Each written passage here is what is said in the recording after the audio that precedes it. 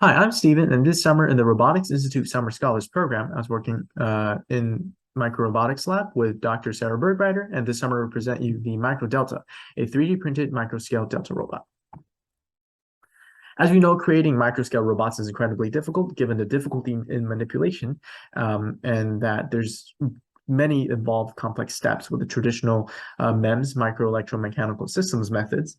So we present a 3D printing technique at the microscale that can create very complex structures that can achieve high degrees of freedom and with very, very little post-processing. The MicroDelta is such 3D printed microscale robot that's driven by electrostatic torsional actuators. Such actuator in question is the 3D comb drive actuator, which uses the voltage between comb fingers, as shown in the figures, to create a torque. And this torque can create an angle of displacement when you implement a linear torsional spring, which is the bar that you see on the right.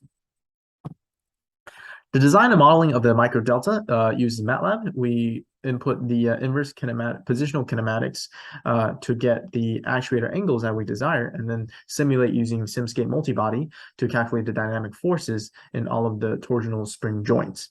As you can see on the top right, all the pin joints are replaced with flexure joints, which need to account for its internal stiffness when we actuate. The modeling of the compliant joints using pseudo-rigid body approximations approximates these flexures as linear torsional springs. Some mechanism design in the MicroDelta is the upper arm. The upper arm aligns the center of the hinge flexure, which is right below the platform and right above the actuators. Align the centers of those flexures with the centers of the parallelogram flexures, which you can see that are pointing out at the four corners. This can simplify the modeling since we can reduce the number of joints, but also we can further imitate the linkage counterpart because we want to emulate the universal joint that the normal pin joint delta robots actually use. The design of the delta arms actually relies on matching the center of the flexure joints with the rigid body's counterpart position.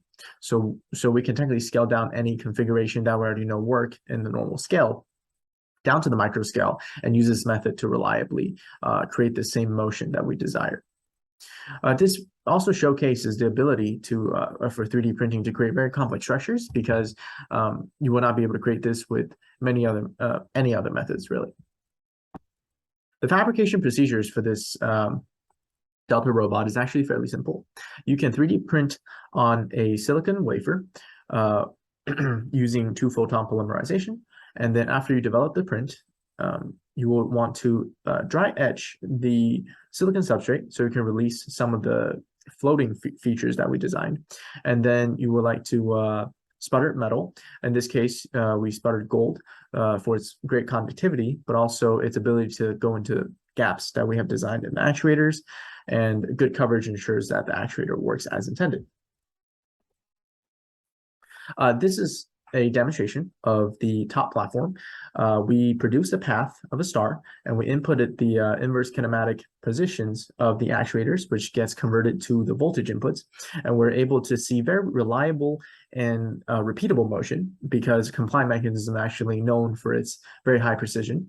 And some applications where this can benefit is micro cell manipulators, haptics, and microscale crawling robots, where this can act as legs that can produce very repeatable walking motion. Some future work involves improving the working range of the robot with different geometries, such as greater comb areas or larger comb shapes.